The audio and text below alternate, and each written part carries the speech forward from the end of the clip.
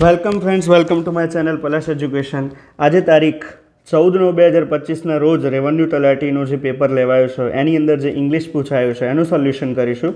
સૌથી પહેલાં 29મો ક્વેશ્ચન છે કે ખાલી જગ્યા copies of documents are still to be submitted, કે ડોક્યુમેન્ટની થોડી કોપીઓ હજી સબમિટ કરવાની બાકી છે. અહીંયા ઓપ્શન આપેલા છે મચ, લિટલ, ફ્યુ અને અફ્યુ.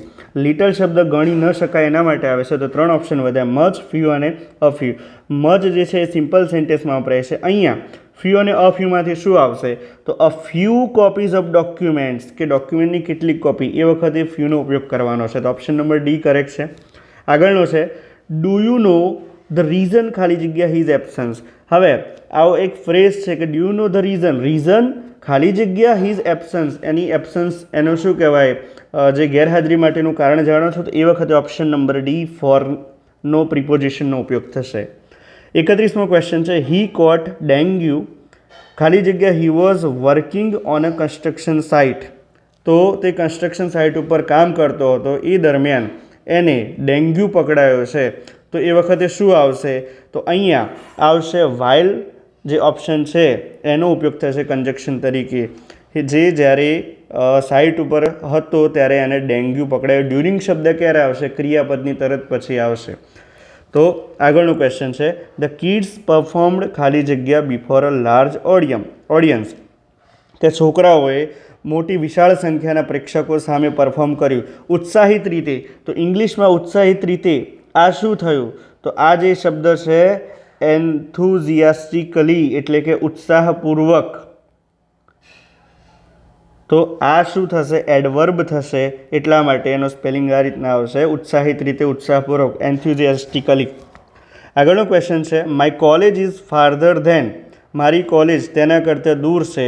તો તેની કોલેજ છે એના કરતાં, અને તેની કોલેજ જે છે એના કરતાં મારી કોલેજ દૂર છે એમ કહે છે. તો એના માટે ડાયરેક્ટ હર કોલેજ આવશે, પણ કોલેજ શબ્દ નથી, તો અહીંયા સીધું HERS, ઓપ્શન નંબર એ આવશે. આગળનો ક્વેશ્ચન છે select the correct meaning of go off at a tangent.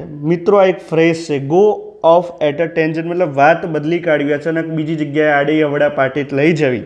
તો આમાંથી જે ઓપ્શન છે એ મુજબ છે option number C, change the subject immediately, કે ટોપિક તરત બદલી કાઢવો, એબ્રપ્ટલી રીતે, અચાનક જ.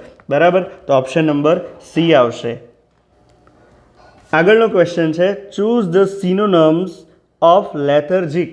આનો મતલબ શું થાય? લેથર્જિક એટલે શું થાય? તો આળસુ જે પ્રકૃતિનો હોય, લેઝી હોય, આઇડલ હોય, એના માટેનો શબ્દ છે. તો અહીંયા વિગોરિયસ, કરેજિયસ, એનિમેટેડ, ટાયર્ડમાંથી આ જે છે થાકેલો છે એવું કોણ છે? તો ઓપ્શન નંબર સી, ટાયર્ડ. 36મો ક્વેશ્ચન છે choose the correct antonym of adorable. Adorable જે શબ્દ છે એનો વિરોધી શબ્દ. એડોરેબલ એટલે શું? પ્રશંસાપાત્ર છે, એનું સરાહનીય હોય. તો અહીંયા એંગેજિંગ, ગોર્જિયસ, હેટફુલ અને ચાર્મિંગમાંથી ઓપ્શન નંબર એ છે હેટફુલ, એ એનો વિરોધી શબ્દ થશે.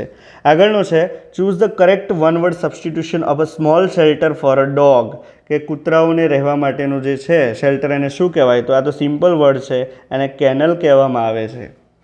38મો છે choose the correct one word substitution of one who feeds on human flash, કે જે માનવભક્ષી છે. બરાબર, મનુષ્યનું માંસ ખાઈને નિર્ભર રહેતો હોય એને શું કહેવાશે?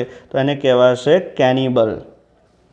આગળનો પ્રશ્ન છે we should be well aware of the ખાલી જગ્યા present threat of natural disaster. આપણે દરેક જણે જે કુદરતી આફતો છે એની સામે હંમેશા જે દરેક જગ્યાએ ફેલાય છે એનાથી જાગૃત રહેવું જોઈએ. તો અહીં એક શબ્દ આપેલો છે. હવે પ્રેઝન્ટનો યોગ્ય રૂપ મૂકવાનું છે, તો હંમેશા ઓમની પ્રેઝન્ટ આવશે. ઓમની પ્રેઝન્ટ એટલે થાય સાર્વત્રિક. તો એ વખતે અહીંયા જે પ્રિફિક્સ લગાવવાનો છે એ શબ્દ આવશે ઓમની. 40મો ક્વેશ્ચન છે આઈ હેડ ખાલી જગ્યા there for some time before getting up, એટલે કે મારે ઉઠતા પહેલાં કોઈ બી જગ્યાએથી તો થોડુંક રેસ્ટ લેવો પડ્યો હતો એમ કહેવા માગે છે. હેડની જોડે ક્યારેય પણ સિમ્પલ ફોર્મ નહીં આવશે. અહીંયા લાડ શબ્દ નહીં આવશે, લાઇડ પણ નહીં આવશે. અહીંયા V3નું રૂપ આવશે, આર ટુ રેસ્ટ કરો એનું લેન કહેવાશે. તો ઓપ્શન નંબર સી આવશે. આગળનો ક્વેશ્ચન છે કે પીપલ હુ ખાલી જગ્યા items made of plastic and paper ખાલી જગ્યા ધ વર્લ્ડ્સ રિસોર્સિસ. તો અહીંયા જે ઓપ્શન આપેલા છે એના ઉપરથી એનું ગુજરાતી એ રીતના કરી શકાય કે જે લોકો પ્લાસ્ટિક અને પેપરનો શું કહેવાય રિસાયકલ કરતા નથી તો તેઓ શું કહેવાય દુનિયાના જે રિસોર્સ છે એને વેસ્ટ કરી રહ્યા છે. તો અહીંયા રૂલ પ્રમાણે અને શું કહેવાય ટેન્સ પ્રમાણે જે ઓપ્શન નંબર ડી સેટ થાય છે, પીપલ હુ ડોન્ટ રિસાયકલ, કે જે લોકો item made of plastic and paper અને પ્લાસ્ટિકની આઇટમને રિસાયકલ નથી કરતા, આર વેસ્ટિંગ વર્લ્ડ રિસોર્સ, કે તેઓ વર્લ્ડની અંદર જે દુનિયાના સ્ત્રોતો છે એને વેસ્ટ કરી રહ્યા છે. તો ઓપ્શન નંબર ડી એ કરેક્ટ આવશે. 139મો ક્વેશ્ચન છે, આઈ ખાલી જગ્યા to see you tomorrow but now I find I can't, હું તમને મળવા માટે આવીશ પરંતુ હવે મને એવું લાગે છે કે હું નહીં આવી શકું. તો જ્યારે એક જ વાક્યની અંદર બે કાળ હોય પરંતુ નજીકનો વર્તમાન કાળની વાત હોય, નજીકના ભવિષ્યકાળની, તો અહીંયા આવશે આઈ. અહીંયા જો હવે એવું મને લાગ્યું છે તો આ ભૂતકાળ તો આવશે નહીં. બે ઓપ્શન, આ કમ પણ નહીં આવે છે, બંને એક જ કાળ ના હોઈ શકે. તો વિલ કમ અને એમ કમિંગમાંથી તો અહીંયા શું આવશે? I will come to see you tomorrow but now I find I can't. તો અહીંયા I am coming to see you tomorrow, હું આવતીકાલે આવી રહ્યો છું પરંતુ હવે મને એવું લાગે છે કે હું નહીં આવી શકું. ઓપ્શન નંબર બી આવશે.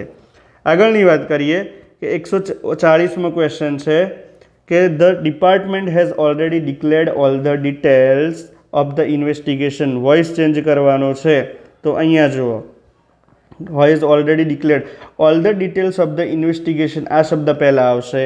તો all the details of investigation દરેકમાં આપેલું છે. તો હવે આગળ જોઈએ, અહીંયા હેઝ આવેલું છે અને વોઇસ ચેન્જ કરવાનો છે તો હેઝ બીન આવશે અથવા તો હેવ બીન આવશે.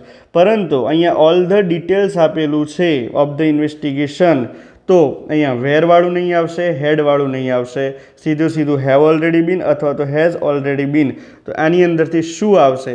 તો એની અંદર